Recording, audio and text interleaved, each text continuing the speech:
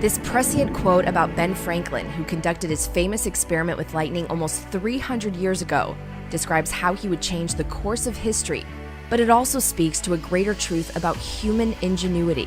The discovery that lightning was a form of electrical energy that could be harnessed and directed for the advancement of civilization laid the path for a paradigm shift in our standard of living, on par with the discovery and mastery of fire.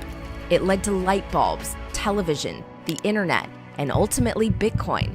It's fitting then that the latest innovation in digital money is the Lightning Network. Lightning Network is a way to transact Bitcoin instantly. It enables people to send instant high-volume transactions for low fees over Bitcoin. Cheaper, faster, more open, more inclusive, more freedom-based payments. The Lightning Network is the solution to Bitcoin's greatest challenge: how to scale a steel-strong time chain. We are able to combine the slower-moving Bitcoin, which is backed by its mining network, backed by all of this computational energy, with an instant transaction network.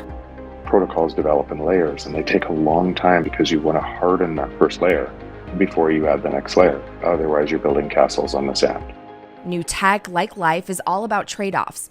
Optimizing for one attribute can come at the cost of another. Jeff Booth describes this as the blockchain trilemma. You can solve 2 of 3 sides of that triangle. So decentralization, security, or scalability. But you can only choose 2 of 3. Pick 2 because it appeared that you couldn't achieve all 3, and until Lightning, no blockchain had. And Bitcoin solved decentralization and security for the first time that humanity has ever seen decentralization and security together. Then it would create a natural free market opening to solve scalability. Because Bitcoin hadn't solved on layer 1 scalability. The innovation is reliably solving the scalability problem with an optimized layer 2 technology built on top of the base layer. The Lightning Network allows participants to establish channels with a certain amount of Bitcoin dedicated to Lightning, so that micropayments can be conducted directly peer-to-peer without broadcasting to the slower base chain. But there are some important characteristics of the base chain that make Lightning work. We have to create the best, hardest money first for the layer on top.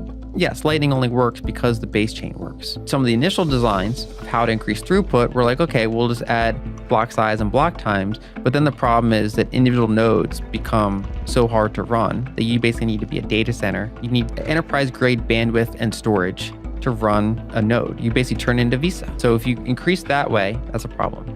The Bitcoin stack has instead gone vertical and said, look, we're going to keep the nodes small. And so you have small blocks, small bandwidth, limited number of transactions. Now we have over 4,000 Bitcoin dedicated to the Lightning Network. Now I realize that this is still a small number in dollar terms, only about $100 million today, but still the growth has been steady in Bitcoin terms and the trend is undeniable. The first couple years of Lightning is very low liquidity, but we've hit kind of a critical mass now where it's quite liquid and the wallet solutions and things like that are pretty good. So even though there's still work to be done, there's still limitations, there's still privacy improvements that can be made, this is now a very workable system with a very strong network effect. The rise of the Lightning Network as an ingenious answer to scaling Bitcoin into a useful medium of exchange has actually highlighted the importance of a stable, decentralized underlying asset. The layer 1 is the foundation for the entire cyber economy. We don't want it to move fast. What we want is immortal, incorruptible, indestructible. That's what you want, integrity from the layer 1.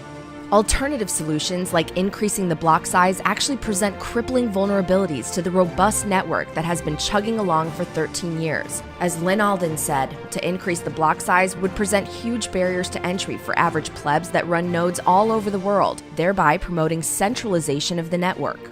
There is no banking license required here to enter the Lightning Network. The barriers to entry to enter the Lightning Network are basically nothing. All you need is a laptop and some Bitcoin to dedicate to get started here. Jack Mahler, Strike founder and CEO, describes his company's vision for using the open source Lightning Network for transferring value around the world instantly, at little to no cost, even as he separately believes in the future of the underlying Bitcoin asset. That is our thesis. It's a Bitcoin native neobank in your pocket that's built directly on top of these new monetary networks known as Bitcoin and the Lightning Network. The asset you should use as your savings account. The asset you should protect your wealth and ensure that inflation and the assets around you don't run away from you in expense. But the network can help your everyday life in making and receiving remittance payments and essentially banking yourself through stablecoins and this new monetary network. There are 6 billion people around the world that are living in places that don't have access to good financial services. When you buy Bitcoin, you're not just buying Bitcoin. You're buying Bitcoin that is enabled with the Lightning Network now. Every serious player in the Bitcoin industry is involved in Lightning Network because they all believe this is how we scale Bitcoin into an entire monetary and financial system without the use of alternative cryptocurrencies. In other words, fix the money, then send it at lightning speed and fix the world.